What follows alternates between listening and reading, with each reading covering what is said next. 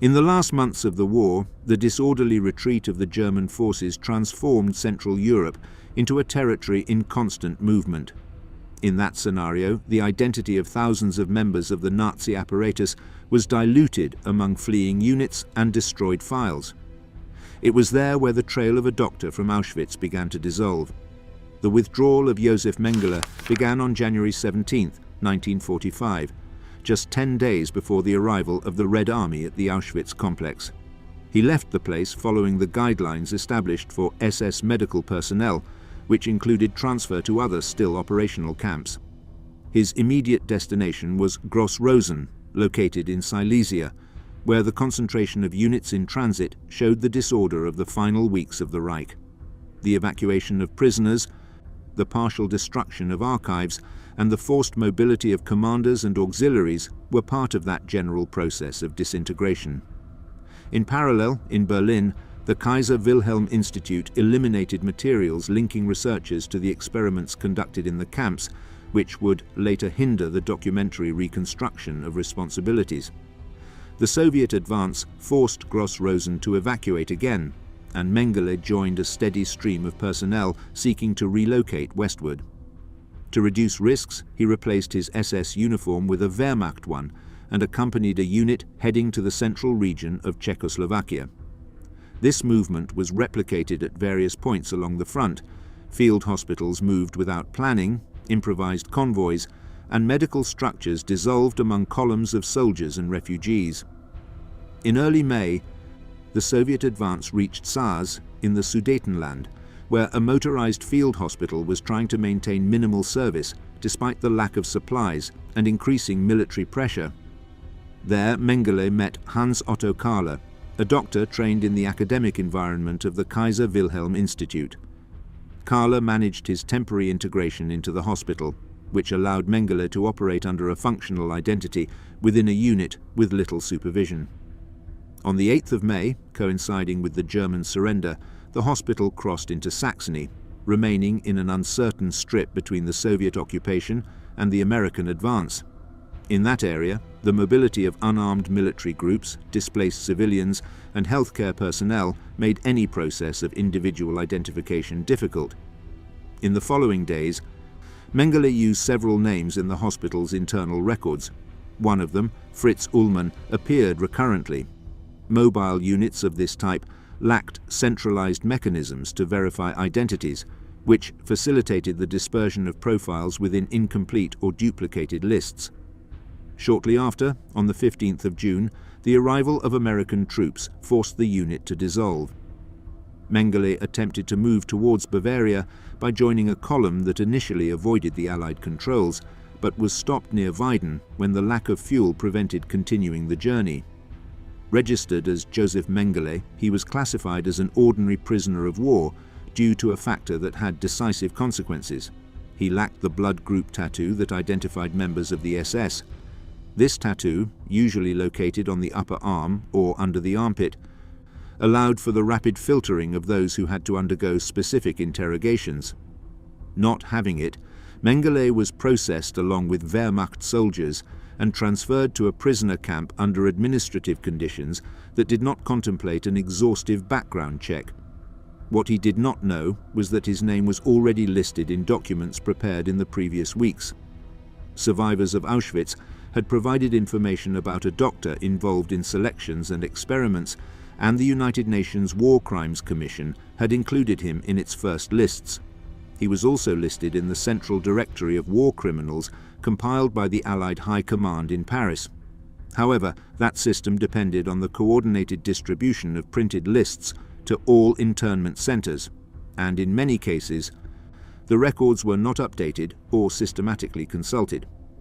The volume of prisoners that needed to be processed in 1945 far exceeded the available administrative capacity. The priority was to disarm units, control population movements, and reopen essential services in devastated areas. In that context, the nominal identification of specific individuals was irregular. During his stay in the camp, Mengele obtained release documents thanks to the intervention of a doctor assigned to the administrative office, which allowed him to join a transport of released people without appearing as a person of interest. A series of relocations finally brought him to Ingolstadt. From there, he sought to head to Donauwörth with the intention of contacting acquaintances who could provide basic support.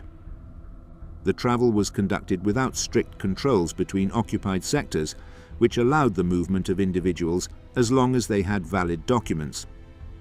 On that journey, Mengele carried two sets of papers, the authentic ones with his real name and the duplicates, which he used as operational identification. The genuine documents were accidentally left in the hands of a casual companion, forcing him to permanently adopt the identity of Fritz Ullmann. His stay with former contacts was brief due to Allied pressure to locate collaborators and members of the Nazi administrative apparatus.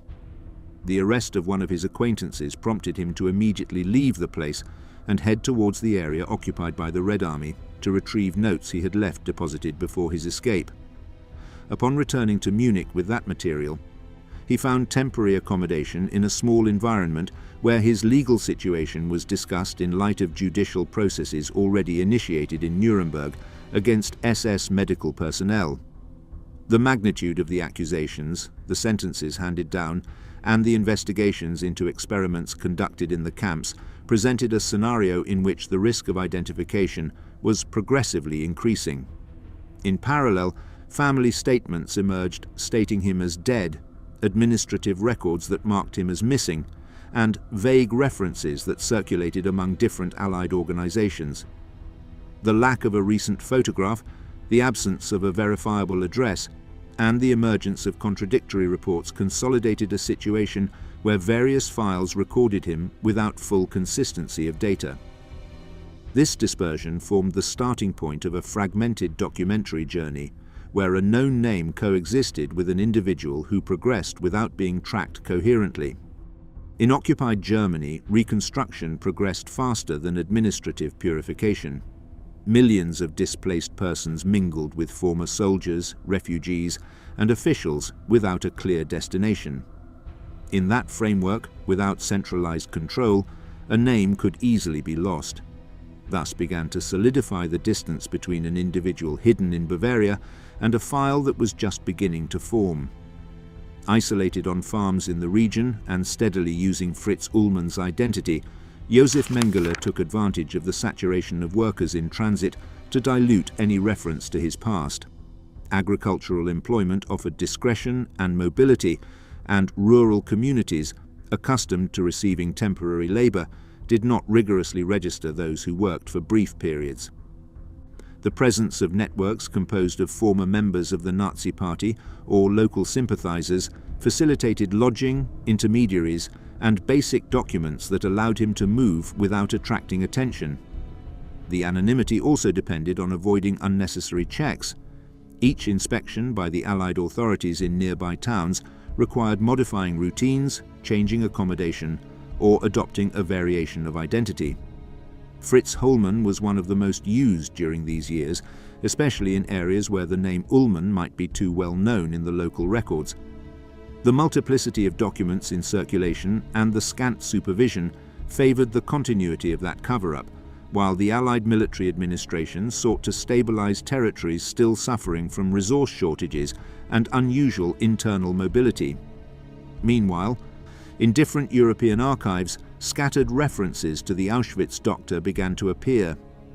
The first testimonies from survivors, collected between 1945 and 1946, mentioned a medical officer involved in selections on the ramp and experiments with twins.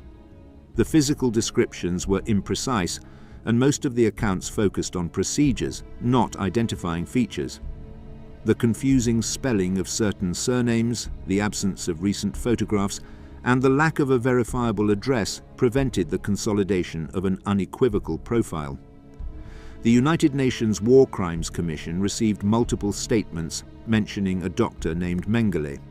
Although coincidences were recorded in practices attributed to the same individual, the reports were prepared in different countries and with non-uniform criteria.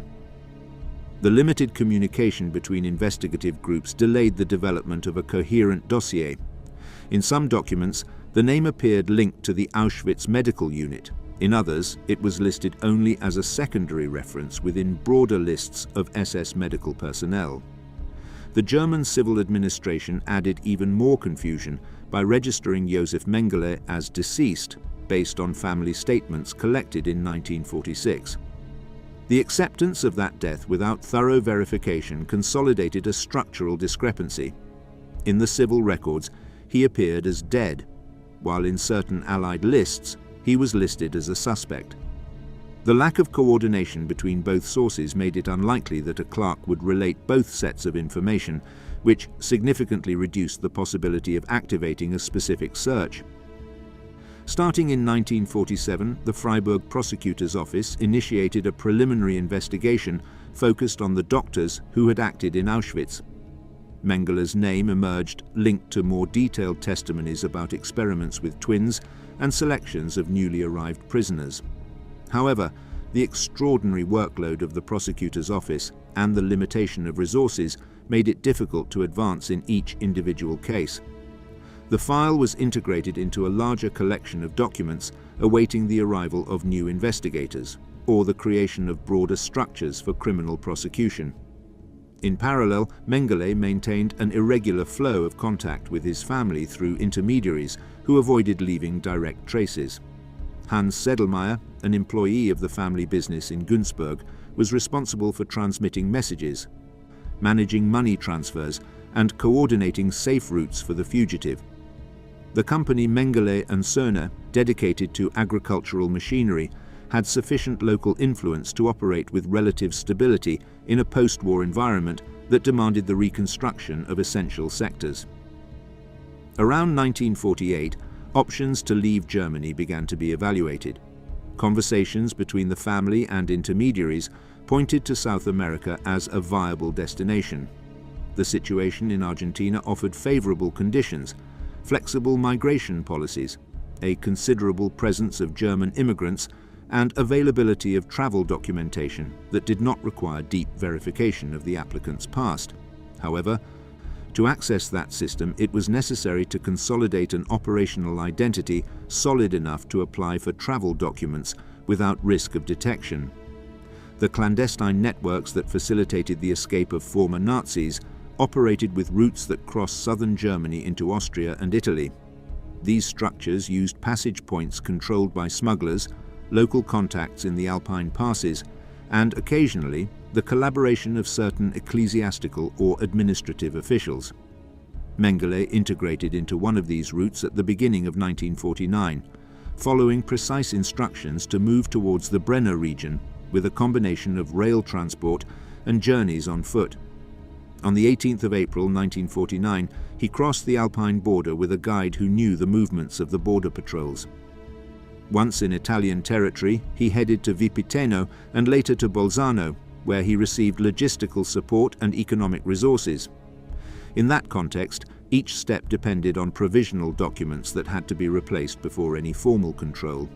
The need to improve that documentation led to managing an international Red Cross passport in the name of Helmut Gregor, an identity that would become his main way to leave the continent. The administrative process to obtain an exit visa in Italy presented unexpected difficulties. The temporary absence of the usual official and the substitute's inability to expedite the documentation resulted in a delay that extended the procedure for several weeks. Finally, with the visa already approved, Mengele was able to embark on the North King to Buenos Aires on the 25th of May of 1949. The journey was made with valid documentation under an identity designed to pass as that of a European refugee seeking to restart his life in South America. As the ship advanced towards the Atlantic, European judicial files continued to accumulate statements, reports, and references that intermittently mentioned the doctor from Auschwitz. The lack of coordination between agencies and the non-existence of an international arrest warrant allowed the figure of Mengele to remain recorded only as a name scattered among disconnected documents, without an operational follow-up that could associate him with his real whereabouts. The North King docked in Buenos Aires on the 22nd of June, 1949. On the pier, Josef Mengele disembarked with documentation issued by the Red Cross under the name Helmut Gregor, expecting to meet the contact mentioned during his transit through Italy. In the absence of that person, he moved towards customs control, where an officer requested to inspect the contents of his luggage. The medical documents in German attracted the attention of a port doctor who superficially inspected the folders before authorizing his entry into the country. With this, Mengele formally entered as a European refugee, without significant obstacles from the Argentine authorities. Without immediate resources or planned accommodation, he relied on 2 Italian passengers he met during the crossing, who led him to a modest boarding house in the Palermo neighborhood. He shared a room and common bathrooms, a setting far removed from his previous life in Europe. From there, he looked for work using a reference obtained in Germany and presented himself to Schott, a textile entrepreneur. He could only offer him a position as a worker in the factory, a physical job that Mengele initially rejected. Without alternatives and with expenses he had to cover quickly, he ended up accepting manual labor that allowed him to move to a shared living space in Vicente Lopez. In that residence, he coincided with an engineer whose home functioned as a carpentry workshop. The presence of medical instruments among Mengele's belongings raised suspicions, although he avoided giving explanations. When the engineer's daughter fell ill, he applied basic procedures with the available means: isolation, temperature control, and use of sulfonamides. After the girl's improvement, he insisted that it not be disclosed that he had acted as a doctor. That episode reflected the constant tension between maintaining his concealment and the situations in which his training was difficult to disguise.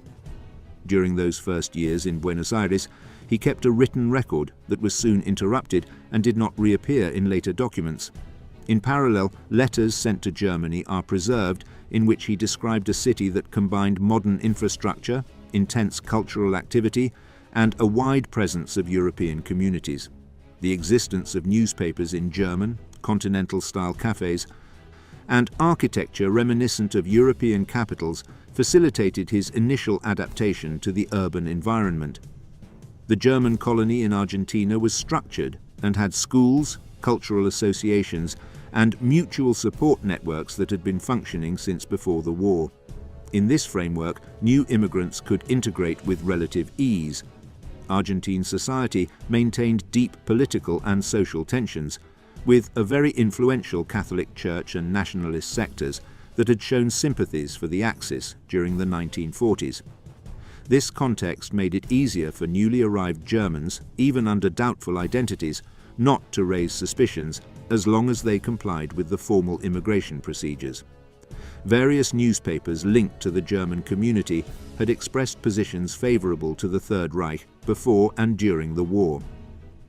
In 1943, an official commission investigated the ties between German sectors residing in Argentina and the Nazi government, concluding that there were financial connections and propaganda networks. Despite this, the government of Juan Domingo Perón chose not to intervene and maintained an immigration policy that allowed the entry of thousands of Germans without inquiring into their backgrounds. This facilitated the settlement of individuals sought in Europe without major impediments. In that context, Mengele went from the initial precariousness to temporarily residing in the homes of German sympathizers. The Argentine authorities did not question the veracity of his identity, nor delved into his documents. Gradually, he expanded his circle of contacts through meetings organized within the German community, where he coincided with former SS members, businessmen, and propagandists of the interwar period. These connections provided financial backing, practical advice, and a level of informal protection. Among the prominent figures in his environment was Wilhelm Sassen, a former member of the Abwehr and collaborator in media aligned with German nationalism. Sassen organized meetings where issues of exile and international contacts were discussed. It was he who, in 1952, introduced Mengele to Adolf Eichmann, then residing in Argentina under the identity of Ricardo Clement. Although both had belonged to the Nazi apparatus, their relationship did not progress beyond mutual acquaintance, as their interests and lifestyles differed considerably. Another relevant figure was Hans Ulrich Rudel. former Luftwaffe pilot and active participant in support networks for German fugitives. Through the architect Federico Hasi, Rudel became part of the group that facilitated connections for Mengele in Paraguay and other countries in the region. These links proved useful for traveling through border areas with greater freedom, initially as a sales representative for his family's agricultural business, and later to establish safe routes of movement in the southern cone. During the mid-1950s, Mengele made regular trips to Paraguay without needing to conceal his identity. The immigration authorities did not record anomalies in those movements, and according to later reports, he used valid documents both in Argentina and in the region without resorting to an alias. Various sources agree that part of his financial stability came from shipments managed from Günzburg, although his relatives have repeatedly denied this. The later reconstruction indicates that this financial support was constant, at least until the end of the decade. In 1956, he obtained official documents in his name at the German embassy in Buenos Aires. The granting of residency under the identity of Josef Mengele and the renewal of his German passport marked a noticeable change from his initial period of hiding. With that documentation, he traveled to Europe, where he visited Germany and spent a period in Switzerland accompanied by his son. During those stays, he did not face significant controls or arrest orders, as investigations into medical crimes in Auschwitz had not yet generated active international requests. The return to Argentina coincided with advances in the German investigations. A new generation of prosecutors, led by Fritz Bauer, began to review documents related to Auschwitz doctors. By gathering testimonies from survivors, previous files, and scattered archives, Mengele's name gained legal significance. Judge Robert Müller issued an international arrest warrant in June of 1959 based on evidence related to murders and experiments conducted in the camp. The partial dissemination of that order reached Günzburg and came to the family's ears before the Argentine authorities received formal notification. Hans Zedelmeier alerted Mengele through the usual communication channels. The news indicated that his identity was no longer protected by the fragmentation of files, nor by the lack of international coordination, and that his presence in Argentina became a concrete target for future legal actions. The obtaining of official documents in 1956 marked a significant turning point in the administrative situation of Josef Mengele. The German embassy in Buenos Aires registered his real identity, issued certificates, and renewed his passport, allowing him to operate in the public sphere without resorting to aliases. These arrangements, carried out without objections from the diplomatic authorities, consolidated a documentary framework that would facilitate subsequent movements within and outside South America. From that basis, Mengele organized a trip to Europe. In 1956, he first traveled to West Germany, where he stayed several weeks between hotels, family visits, and meetings with old contacts. He also traveled to Switzerland, accompanied by his son Rolf, in a period that he used to move freely in public spaces without visible restrictions. The border authorities did not record any irregularities in his documentation, and the databases available at that time were not integrated with the war crime files that mentioned his name. The lack of international coordination allowed him to move through different territories without facing specific controls related to his past in Auschwitz. During that same period, in West Germany, new structures were beginning to form, aimed at reviewing crimes committed during Nazism. Prosecutor Fritz Bauer, appointed in 1956 as the Attorney General of the state of Hesse, initiated an investigation process that sought to re-examine scattered files since the end of the war. Bauer promoted a methodology that combined testimonies, archives from different jurisdictions, and documentation obtained through international organizations. His objective was to reconstruct precisely the individual responsibilities within the concentration and extermination camps, which included the actions of doctors attached to SS medical units. In parallel with Bauer's work, Judge Robert Müller in Freiburg began receiving information from the International Auschwitz Committee. The secretary of the organization, Hermann Langbein, provided reports prepared from interviews with survivors who had been under the direct supervision of camp doctors. Langbein had systematized data on selections on the ramp, experiments with twins, and other procedures carried out at Auschwitz-Birkenau. This material served to identify operational patterns in which the name Josef Mengele repeatedly appeared, although still without a consolidated judicial file. The collection of testimonies evidenced coincidences in operational descriptions of the SS doctor. Numerous survivors indicated that he supervised initial selections on newly arrived trains and coordinated specific groups intended for biomedical experiments. The constant presence of his name in statements taken in different countries prompted Müller to open a formal investigation.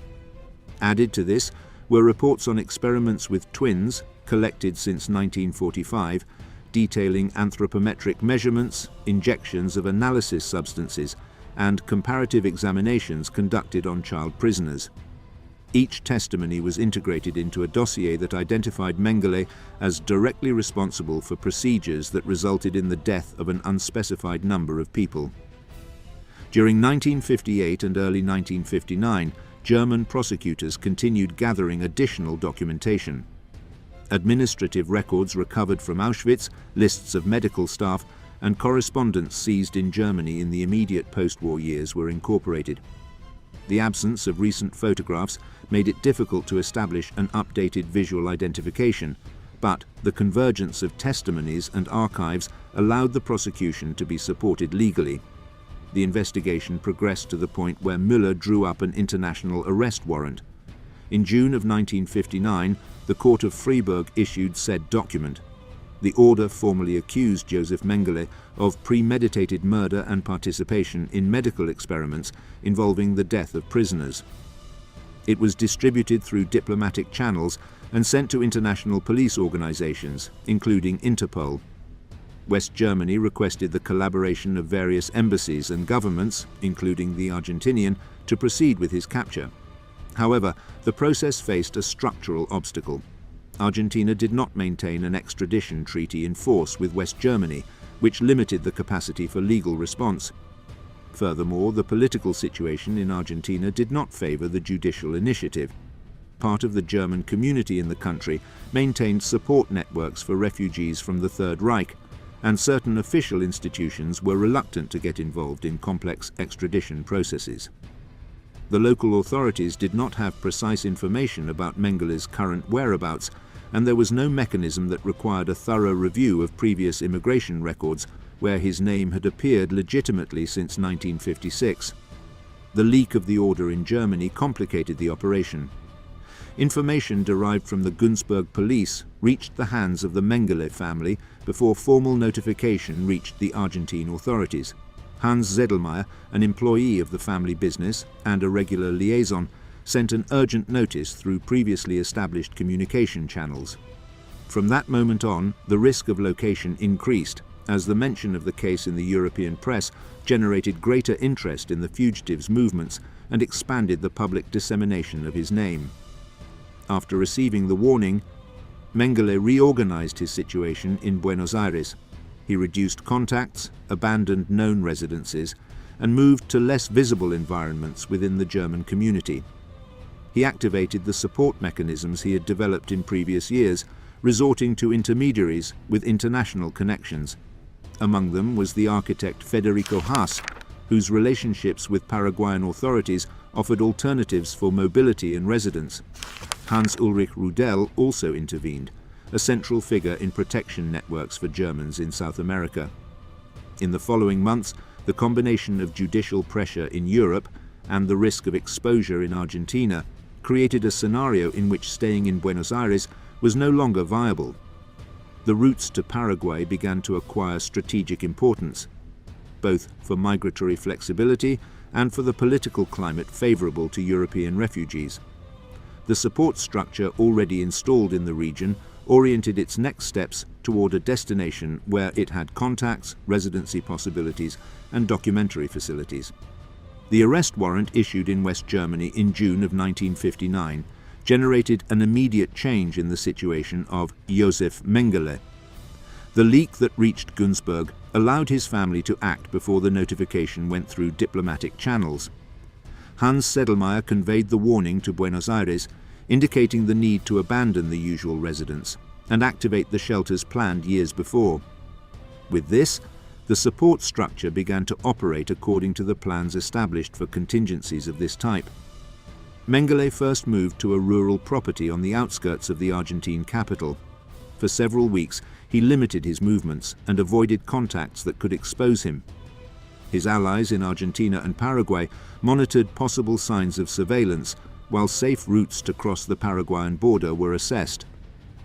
The situation represented a change from the previous decade, when he had managed to reside in Buenos Aires with valid documentation and without relevant police attention. At the same time, in Israel, processes were developing that would directly influence its future. The Mossad, led by Issa Harel, had historically focused its activity on external threats, but the confirmation of Adolf Eichmann's whereabouts transformed the agency's agenda. The information had come through Lothar Hermann, a German citizen residing in Argentina, whose daughter had been in contact with Eichmann's son. After initial verifications, Harel determined that the identification was reliable, and with the approval of Prime Minister Ben-Gurion, began planning an operation to capture the person responsible for the logistics of the Holocaust. During the preparation of the operation, the possibility also arose of acting against Josef Mengele.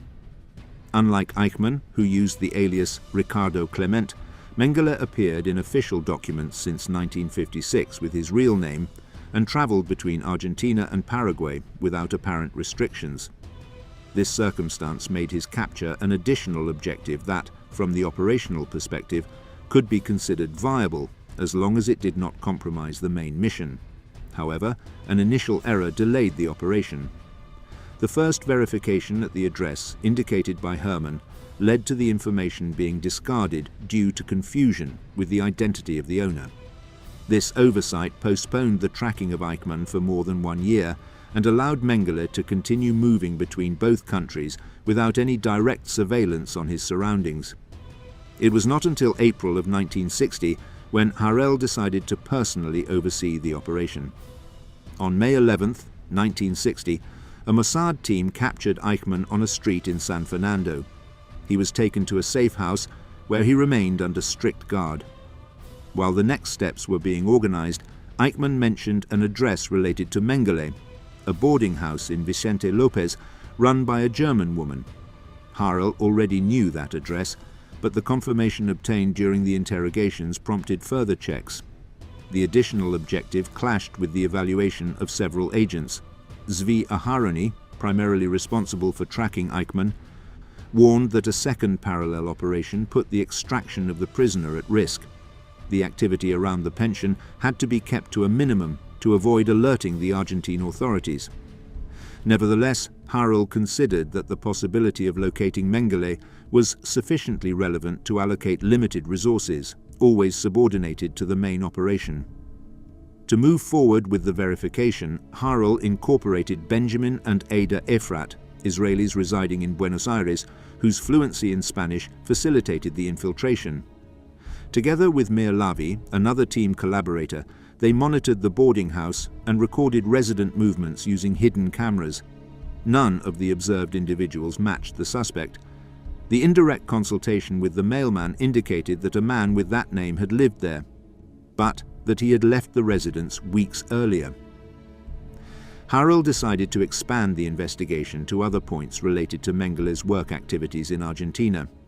A workshop of mechanical parts where he had worked under the identity of Helmut Gregor was examined. The secretary denied knowing that person or having any related records. Although the behavior suggested reservations, no information was provided that would allow the pursuit to continue. The team faced significant limitations. Most of the resources were allocated to ensuring Eichmann's exit from the country, and agents with adequate language proficiency or infiltration experience were scarce.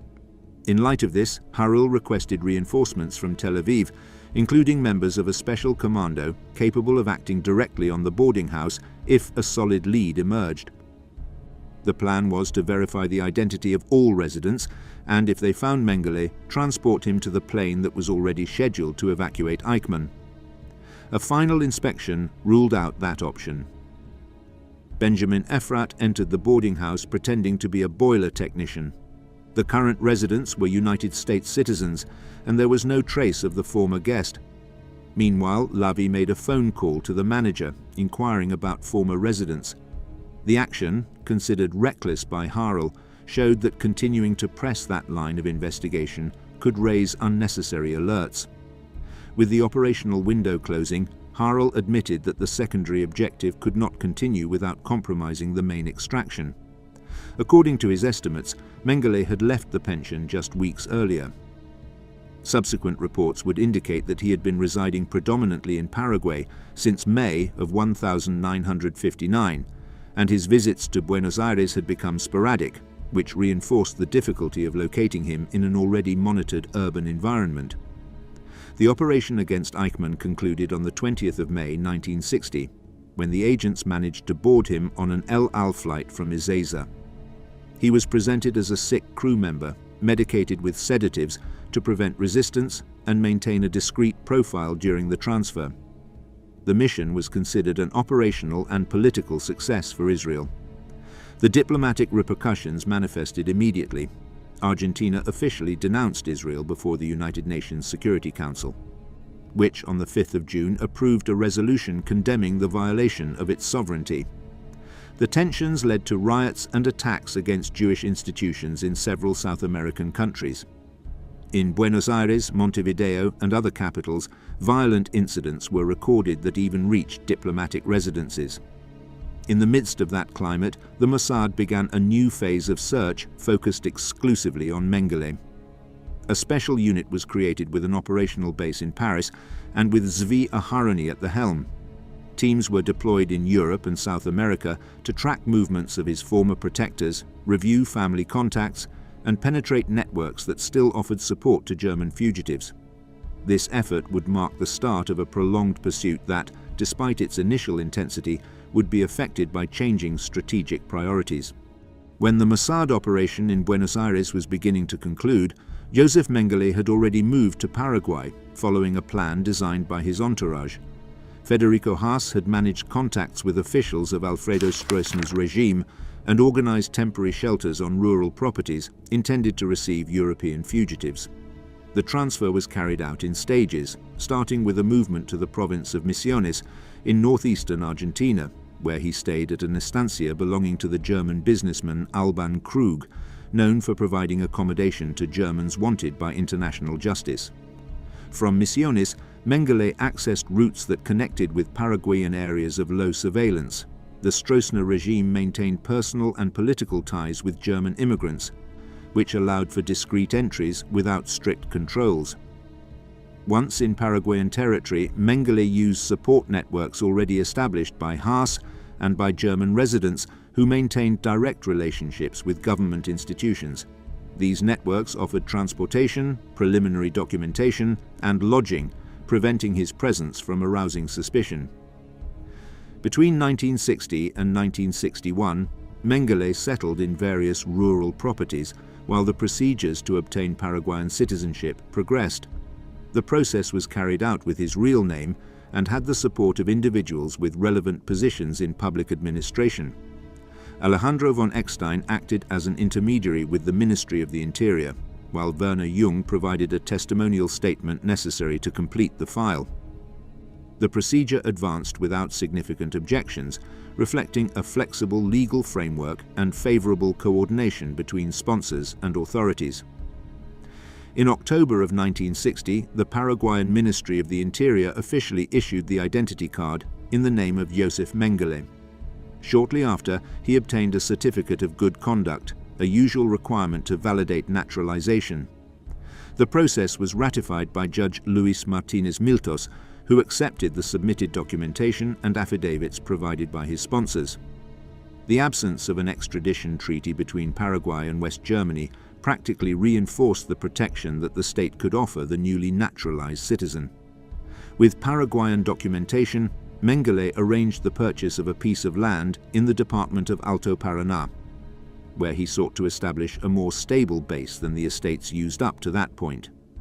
The area offered low population density, limited access to authorities, and a network of agricultural colonies of European origin that provided cover to new residents without inquiring into their backgrounds. During this period, the police of Bavaria attempted to confirm his whereabouts after the death of his father in Günzburg, but gave up due to the impossibility of executing an arrest in foreign territory. The first official inquiries made by West Germany to Paraguay also did not produce progress. When a German consul requested to review the local records, the Paraguayan authorities allowed access only after removing sensitive information. The available documentation was minimal and did not detail addresses or activities. These actions reflected limited cooperation and a degree of state protection that impeded any significant progress from the legal avenue. The information requests sent by Interpol encountered additional obstacles.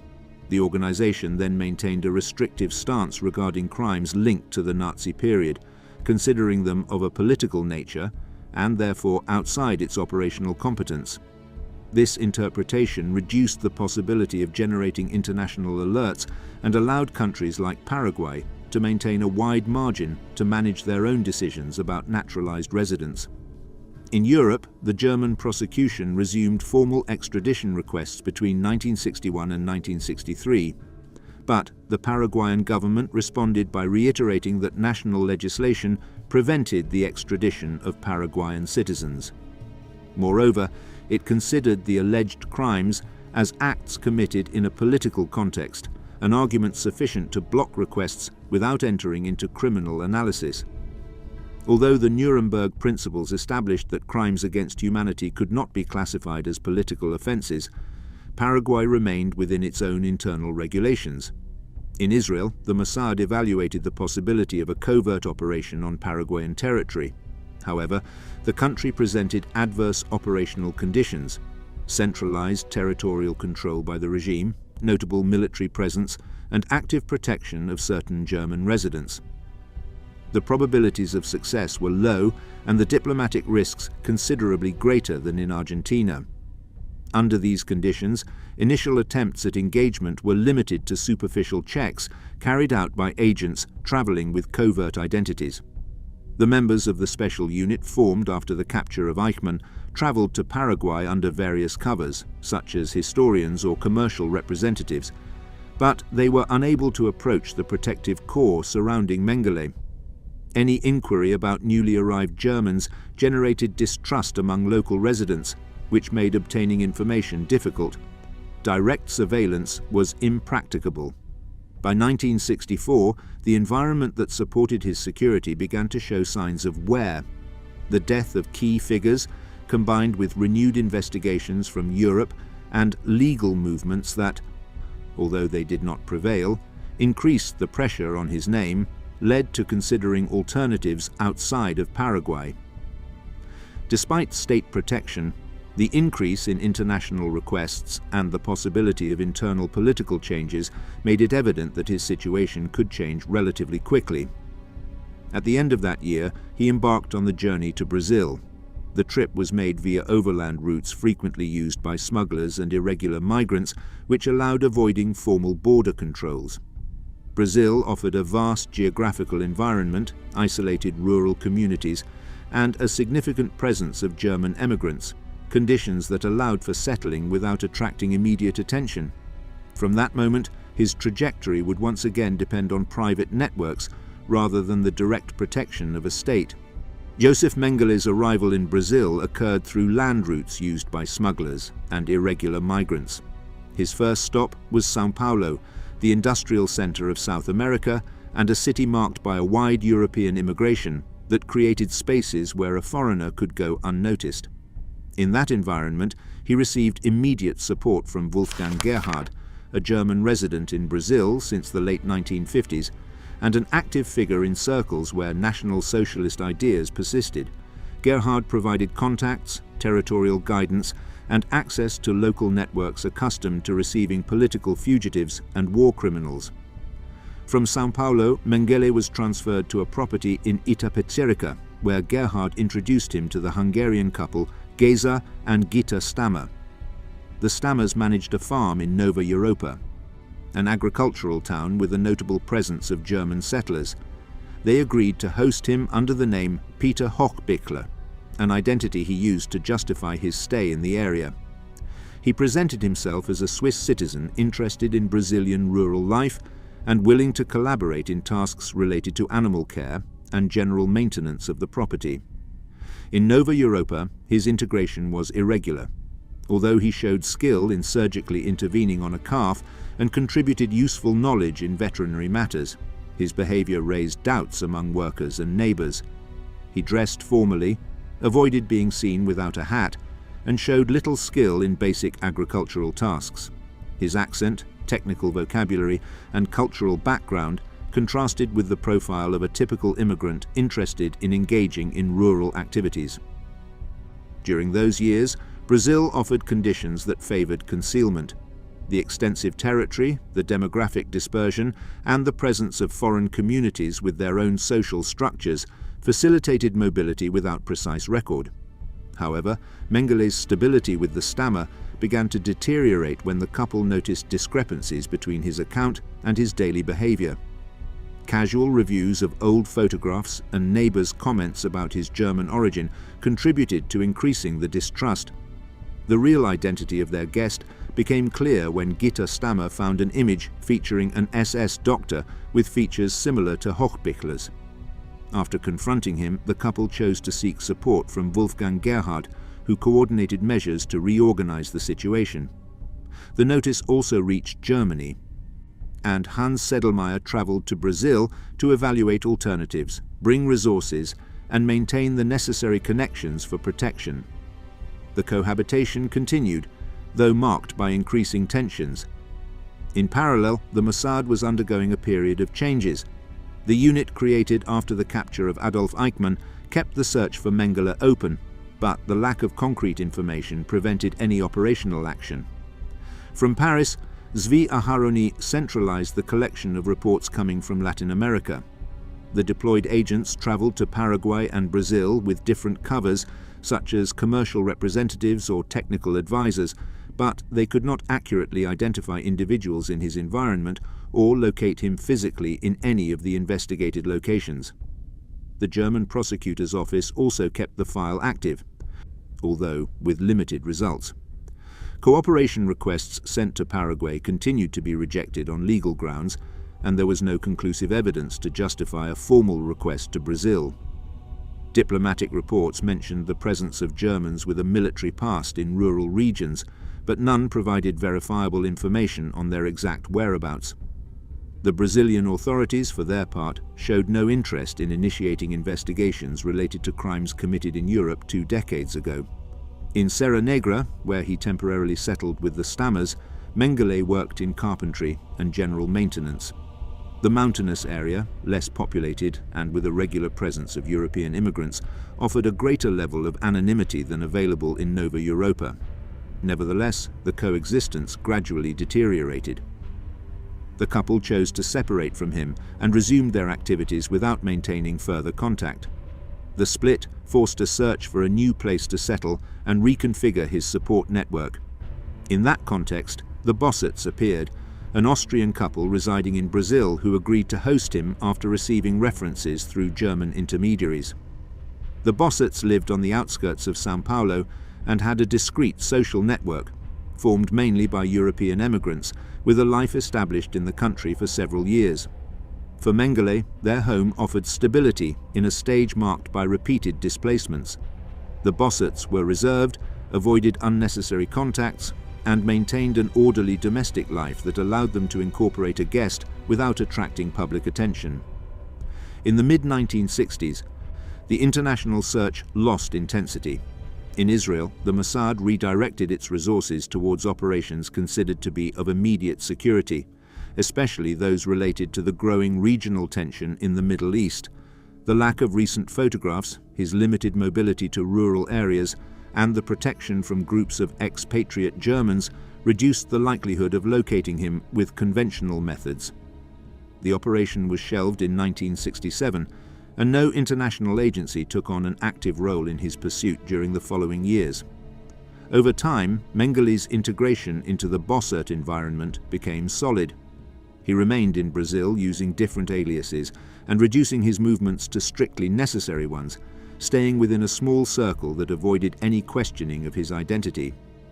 From that moment on, his path would be defined by prolonged stays in rural settings and limited mobility, conditions that would mark the beginning of his final stage in South America. After the death of Josef Mengele in February 1979, his body was buried in the cemetery of Embu das Artes, on the outskirts of São Paulo, under the false name of Wolfgang Gerhard. The Bossarts took care of handling the necessary documentation, presenting to the authorities a death certificate describing an Austrian citizen who had died by drowning after suffering a stroke. The procedure did not attract the attention of municipal officials, who were used to confusing identity records among low-income foreign residents. The burial was carried out without publicity and without the participation of family members from Germany. During the first few years after the death, nothing indicated that the death had occurred. Western governments continued to operate under the hypothesis that Mengele was still alive and hiding somewhere in South America. Reports coming from Paraguay, Bolivia, Uruguay, and even Chile mentioned the occasional presence of an elderly German man associated with false identities. None of these reports were corroborated.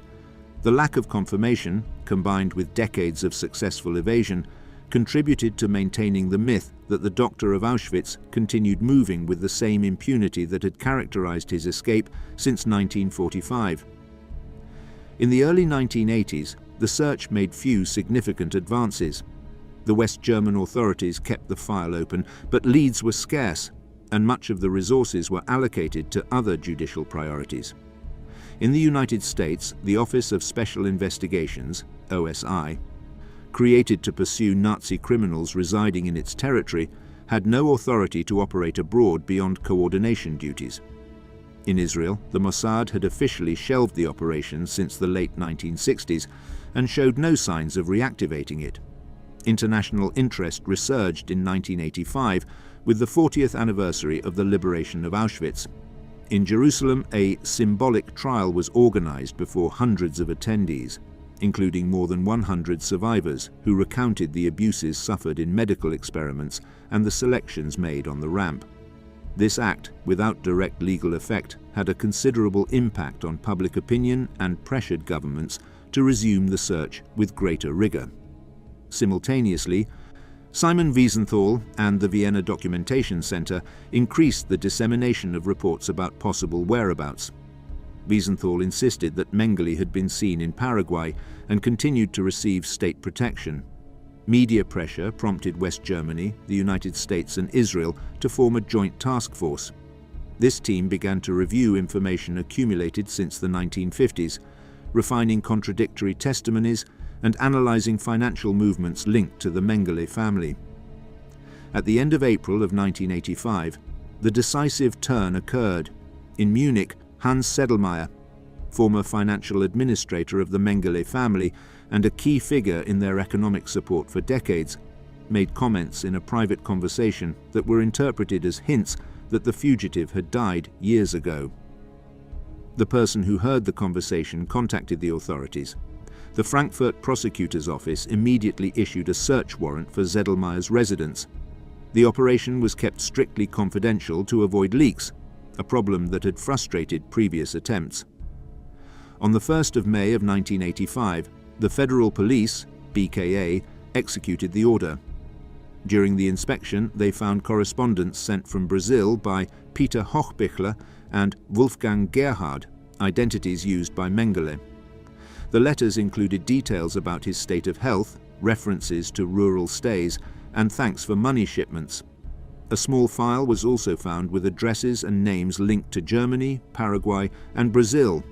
Among them were data that pointed directly to the Bossarts and residences tied to the environment of Wolfgang Gerhard, who died in 1978 and whose identity Mengele had adopted to facilitate procedures. With this information, the German prosecutor's office notified the Brazilian authorities. The Federal Police of Brazil assigned the case to Commissioner Romeo Tuma, experienced in investigations of foreign crime. Tuma summoned the Bossarts and, after an initial refusal, ordered a search of the house. The search revealed personal documents, photographs, and items that the fugitive had left behind. Among the findings was a notebook with medical notes, as well as a small file holder with notes written in German. With the evidence gathered, the Bossets admitted that Mengele had lived with them for many years and that he had passed away in 1979 while swimming in Bertioga. They also provided the exact burial place. The confirmation generated immediate interest among Brazilian and international media outlets. On the 6th of June 1985, a team of experts supervised by the São Paulo police proceeded with the exhumation of the body registered as Wolfgang Gerhard. The process was extensively documented by the press. The exhumed remains consisted of a complete skeleton, relatively well preserved for the conditions of the area. The first evaluation was carried out by Brazilian experts who communicated to Germany the need for an international forensic team. In response, specialists arrived from Germany, Israel, and the United States. The composition of the group reflected the intention to obtain technical verification based on multiple disciplines. The team included forensic anthropologists, dentists specialized in post-mortem identification, and radiologists. The initial verifications focused on the bone structure. The anthropometric analysis compared cranial measurements and limb proportions with medical records from the period when Mengele served in the SS. Preliminary results indicated significant matches. The skeleton showed an approximate height of 1.73 meters, compatible with known records. In the early 1970s, Josef Mengele lived in a simple house located on the outskirts of São Paulo. He was financially dependent on the Bossert family and on periodic remittances managed by Hans Sedlmayr from Germany. His health showed progressive deterioration. He had hypertension, recurrent infections, prostate problems, and mobility limitations that required frequent rest. Daily activity was reduced to basic tasks, reading and drafting correspondence addressed to his contacts in Europe and Brazil. During these years, the epistolary exchange with his family increased, particularly with his son Rolf. The preserved documentary record shows sustained communication, marked by references to his material situation, his isolation, and administrative matters related to economic resources sent from Germany. In parallel, he maintained regular contact with Sedlmayr, who continued to act as the main intermediary between the fugitive and the family network associated with the company Mengele and Söhne. Around 1973, Mengele began to organize a visit from his adult son to Brazil. The letters sent to Europe included operational instructions to minimize risks, such as alternative itineraries, recommendations to avoid predictable movements, and suggestions on necessary documentation to pass through Brazilian immigration controls. The planning included communications to Sedlmayr and inquiries about available air routes between Europe and South America. Rolf finally traveled in 1977. Existing records indicate that he first arrived in Rio de Janeiro and then in São Paulo, where he was transferred to the Bossets' residence. The home had the usual characteristics of low-income constructions on the outskirts of São Paulo: unfinished floor, basic furniture, and a small space for visitors. The meeting between the two took place in that domestic context, without the presence of third parties, and lasted for approximately 2 weeks. During the stay, Rolf accompanied his father on visits to properties where Mengele had previously resided, including rural areas of Serra Negra and Caieiras. A trip to the coastal town of Bertioga, located east of São Paulo, was also recorded. Subsequent testimonies from the Bossets indicate that the fugitive experienced fatigue during relatively short journeys and required frequent periods of rest. The conversations held between father and son during those days were not documented in detail, but later documentation confirms that no altercations or incidents of operational significance occurred. The visit concluded with Rolf's return to Germany from the São Paulo airport. According to the preserved correspondence, the trip went smoothly. In the following months, Mengele expressed to Sedlmayr and the Bossets his intention to maintain regular communication with his son, and continued writing letters that reflected concern for his health and for the continuation of the financial support he received from Europe. between 1977 and 1979, his physical deterioration worsened. He experienced episodes of weakness, loss of balance, and breathing difficulties associated with poorly controlled hypertension. Wolfram and Liselotte Bossert took on daily tasks related to his care, such as buying medications, accompanying him to local medical appointments, and supervising domestic activities. The fugitives' mobility became progressively restricted to the immediate surroundings of the house. In February of 1979, the Bosserts invited Mengele to accompany them to the beach of Bertioga, where a friendly family had temporarily offered them a modest house near the sea. According to the reports prepared after his death, they arrived at the place on the 5th of February. During the following days, he took short walks along the beach and rested inside the house due to the hot weather. On the 7th of February, after noon, he entered the sea accompanied by Andreas Bossert, who remained at a short distance. Minutes later, Andreas noticed that Mengele was losing coordination in his movements and alerted his father. Wolfram Bossert entered the water and managed to hold him while moving towards the shore. He did so with partial assistance from favorable currents, as the fugitive did not respond effectively to instructions. Once on the beach, several people cooperated to move the body to a safe area. A doctor who was among those present began resuscitation maneuvers without obtaining a response. Local authorities were notified at dusk. The preliminary inspection determined that the death was caused by drowning-associated asphyxiation, linked to a neurological episode. The body was identified in the available documents under the name Wolfgang Gerhard, the identity used by Mengele in Brazil in his final years. The Bossert family assumed the funeral expenses and arranged the burial at the Embu das Artes cemetery without notifying foreign authorities. With his death, the fugitive avoided appearing before an international court. The absence of immediate forensic verification prolonged the official ignorance about his whereabouts until the middle of the following decade, when new investigations would allow the reconstruction of the final stretch of his life and point the way to his grave in Brazil.